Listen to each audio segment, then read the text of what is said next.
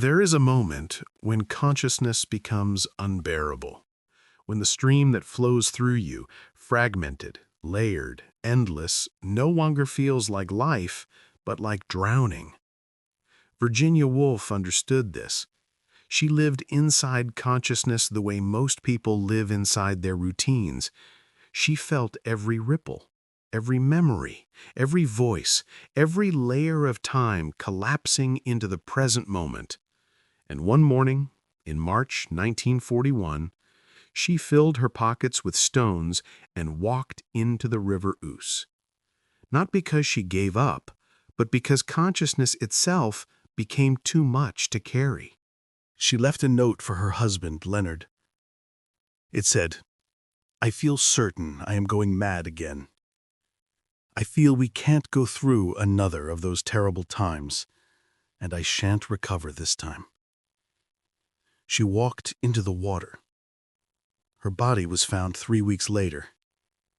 The stones were still in her pockets. This is where we begin. Not with her novels, not with her essays, not with her brilliance, but with the moment when the interior life she spent decades exploring finally consumed her. Because Woolf didn't write about consciousness as a concept. She wrote about it as a condition, a state of being, a way of experiencing time, memory, selfhood that most people never fully inhabit, and she paid the price for inhabiting it completely. Before we go further, ask yourself this. Do you know what it's like to live inside your own mind so fully that the outside world feels distant, muted? Like you're watching life through glass? Do you know what it's like to feel multiple selves speaking at once? Past versions, future anxieties, voices that don't belong to you but won't stop talking?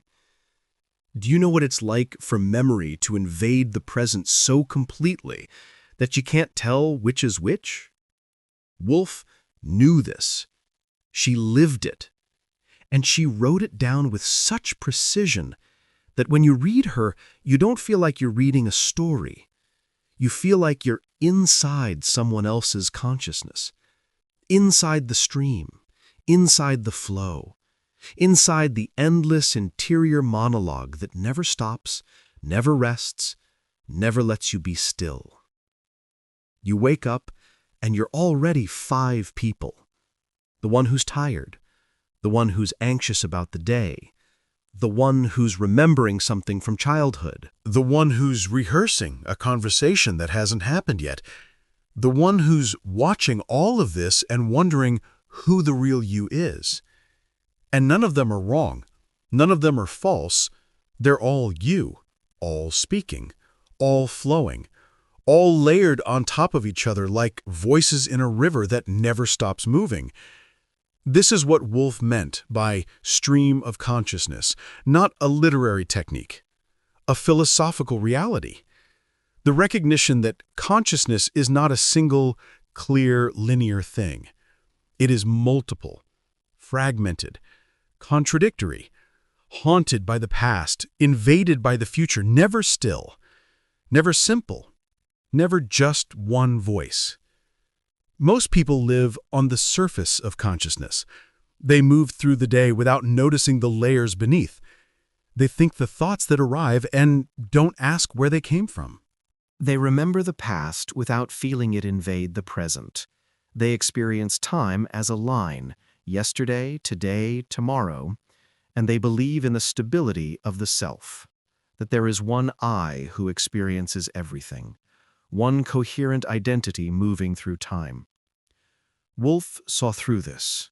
She understood that the self is not singular, that time is not linear, that consciousness is not a calm stream, but a turbulent river full of ghosts, echoes, fragments, voices that speak over each other. And she believed that most people never fully awaken to this because it's too overwhelming, too destabilizing, too dangerous. But Woolf couldn't help but awaken to it. She was born into it. She lived inside the layers, and she spent her life trying to translate what it feels like to be fully conscious in a world that expects you to pretend you're only one person living in one moment at a time. She was born in 1882 into a household that looked respectable from the outside. Her father, Leslie Stephen, was a prominent intellectual. Her mother, Julia, was beautiful, graceful, the kind of woman everyone loved. But beneath the surface, the household was unstable. Her father was tyrannical, emotionally volatile, demanding. Her mother was exhausted, giving endlessly to everyone, never resting. And Virginia, sensitive and perceptive, absorbed everything. When her mother died, Virginia was only 13, something inside her fractured. Not broke, fractured. Like glass that cracks but doesn't shatter. The pieces remain, but they're no longer whole. And for the rest of her life, Woolf would look in mirrors and see her mother's face layered over her own. She would hear her mother's voice speaking, not as memory, as presence. She wrote later, "Until I was in my 40s, the presence of my mother obsessed me. I could hear her voice. I could see her. It was as if the crystal of memory had suddenly thickened, and I saw in it a shape, a face, a gesture." This is not nostalgia. This is not grieving. This is time collapsing. This is the past invading the present so completely that it becomes indistinguishable. This is stream of consciousness, made real. And this is what Woolf spent her life trying to understand. How memory doesn't stay in the past. How the dead don't leave. How consciousness is haunted by every voice that ever spoke to you, every moment you ever lived, every version of yourself you ever were. And how all of this exists simultaneously, layered, flowing, impossible to separate. Her father died when she was 22, and again, the fracture deepened. She had her first major breakdown. Voices that weren't hers, thoughts that spiraled, a sense that the boundaries between self and world were dissolving. She was hospitalized. She recovered, but the fragility remained. The awareness that consciousness could, at any moment, become unbearable. This is the condition Woolf lived with her entire life, and instead of hiding from it, she turned toward it. She studied it. She mapped it. She made it the center of her work, because she believed that most people live on the surface of experience without ever descending into the depths of what it actually feels like to be alive, to be conscious, to carry a self that is not one thing, but many things, to experience time not as a line, but as a spiral, to live inside the stream. Her novels are not novels in the traditional sense. They don't have clear plots. They don't have heroes who overcome obstacles. They don't move from beginning to middle to end in the way you expect. Instead, they move like consciousness moves. They drift. They circle. They return to the same moments from different angles. They layer past and present. They let you inside the minds of characters so completely that you stop reading and start experiencing. Mrs. Dalloway is a single day in the life of a woman preparing for a party. That's the plot. But the novel is not about the party. It's about what it feels like to move through a single day while carrying a lifetime of memory, regret, longing, fear. It's about how the past is never past, how the person you were at 18 is still speaking inside you at 50, how a moment on a street corner can trigger a memory so vivid it feels more real than the present. Clarissa Dalloway walks through London, buying flowers, greeting people, thinking about her party. And as she walks, her consciousness flows. She remembers a summer when she was young, a man she almost loved, a choice she made, a life she didn't live. And all of this exists simultaneously with the present moment. The flowers, the street, the party, the past, the unlived life, all flowing together, all real, all present. This is what Woolf understood, that the present moment is never just the present moment. It is always layered with memory, with anticipation, with voices from the past, with selves you used to be. And if you pay attention, if you truly pay attention, you will feel all of this at once. And it will be overwhelming. And it will be beautiful. And it will be unbearable. To the Lighthouse is about a family visiting a house by the sea. That's the surface. But the novel is really about time, about how a single moment stretches, about how 10 years pass in a paragraph, about how a mother's presence can fill a house and then, when she dies, leave an absence so vast it reshapes everyone who remains. The novel moves like memory moves, slowly, then suddenly, then slowly again. It doesn't follow the rules of narrative time. It follows the rules of consciousness. Woolf once tried to enter a library at Cambridge. She was turned away. Women were not allowed without a male companion. She stood outside the building and thought, how unpleasant to be locked out. And then she thought something deeper. How much worse to be locked in. To have a consciousness shaped by walls you didn't build. To carry a self that was given to you, not chosen. To live inside a story that was written before you arrived. This experience became a room of one's own, her essay on women, money, creativity, and freedom. She argued that a woman needs money and a room of her own if she is to write, not just because of practical reasons, but because consciousness requires space, interior space, physical space, psychological space. To be able to think without interruption, to exist without performing, to explore the layers of yourself without someone telling you who you're supposed to be. Woolf understood that the external world shapes the internal world. That if you are constantly interrupted, your consciousness fragments differently. That if you are always performing for others, you never meet yourself. That if you live inside expectations you didn't choose, your interior life becomes a prison. And she believed that freedom, real freedom, begins with having space to be alone with your own thoughts, your own voices, your own stream of consciousness.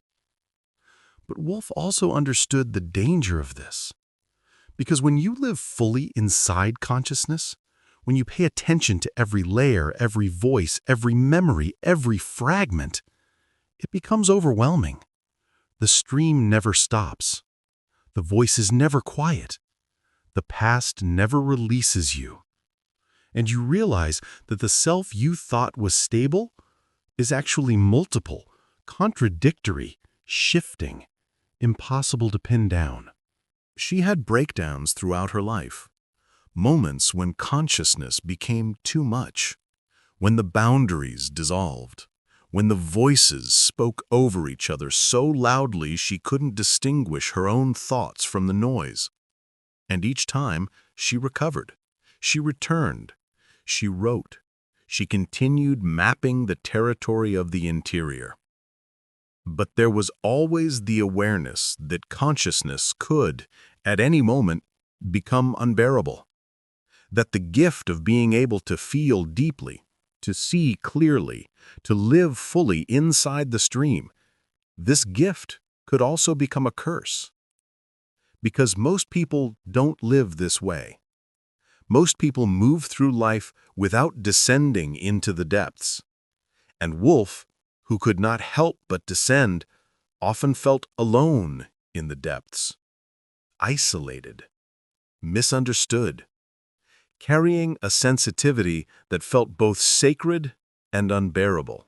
She had a husband, Leonard, who loved her, who cared for her, who protected her from the world when the world became too much. She had friends, writers, artists, thinkers who understood her work, if not always her pain. She had a life that looked, from the outside, like success, but inside, the stream never stopped flowing. The voices never quieted. The past never released her. And the awareness of her own fragility never left. In March 1941, the world was at war. Bombs fell on London. The future felt uncertain. And Woolf, who had always lived inside uncertainty, felt the weight of it becoming unbearable. She wrote her note to Leonard. She filled her pockets with stones. She walked to the river. And she let the water take her. This is not a story of failure. This is a story of someone who lived inside consciousness so fully that she could map its terrain for the rest of us, who showed us what it feels like to experience time as layered, memory as present, selfhood as multiple, interior life as the most real thing there is. She didn't escape the stream, she became it, and she left behind a body of work that invites you to do the same. You know this feeling. You've felt the stream flowing. You've heard the voices speaking over each other. You've felt the past invade the present. You've wondered which version of yourself is the real one. You've stood in a moment and felt like you were living in 3 different times at once. You've experienced the strange vertigo of consciousness that never rests, never simplifies, never lets you be just one thing. Woolf is saying this is not madness. This is not brokenness. This is what it means to be fully conscious, to be awake to the layers, to feel time collapsing, to carry multiple selves, to live inside the stream. And yes, it's overwhelming. Yes, it's exhausting. Yes, it can become unbearable, but it's also the only way to be fully alive. Because most people live half asleep. They move through the day without noticing. They think without questioning. They remember without feeling. They exist without truly inhabiting their own consciousness. And they miss the depth, the richness, the strange, beautiful, terrifying experience of being aware that you are aware, that you are a river of voices, memories, selves, all flowing at once. Woolf spent her life trying to translate this experience into language, into novels that don't follow the rules of narrative, but follow the rules of consciousness, into essays that don't explain, but reveal, into sentences that flow the way thoughts flow, long, winding, layered, returning to the same moment from different angles, refusing to simplify, refusing to lie about what it feels like to be alive. And when you read her, something shifts. You slow down. You start paying attention to your own interior. You notice the voices, the layers, the way memory invades the present, the way time doesn't move linearly but spirals, the way you are not one person but many people, all speaking, all real, all you. This is the gift Woolf left. Not answers, not comfort, not escape, but recognition. The recognition that the stream of consciousness you cannot stop is not a problem to solve. It's the condition of being human. And the only question is, will you live on the surface pretending it's not there? Or will you descend into the depths and discover what you find? Woolf descended. She mapped the territory. She showed us what's there. And she paid the price. The stones in her pockets, the river, the silence. But before that silence, she gave us the words, the sentences, the novels, the essays, the vision of what it means to be fully, terrifyingly, beautifully awake. So ask yourself, what voices are speaking inside you right now? What memories are invading your present? What selves are you carrying? What stream is flowing through you that you've been trying to ignore? If this reached you, if Woolf's river felt like your own, leave a word below. Tell me what voices are speaking inside you, what memories won't let go, what selves you're carrying. I read every comment. You're not alone in the stream. And if you want more philosophy from Heart's Country, Jung's Shadow, Kafka's Trial, Kierkegaard's Despair, Rilke's Becoming, subscribe. This is what we do here. We don't explain philosophy, we live inside it. We don't simplify consciousness, we descend into its depths. Together.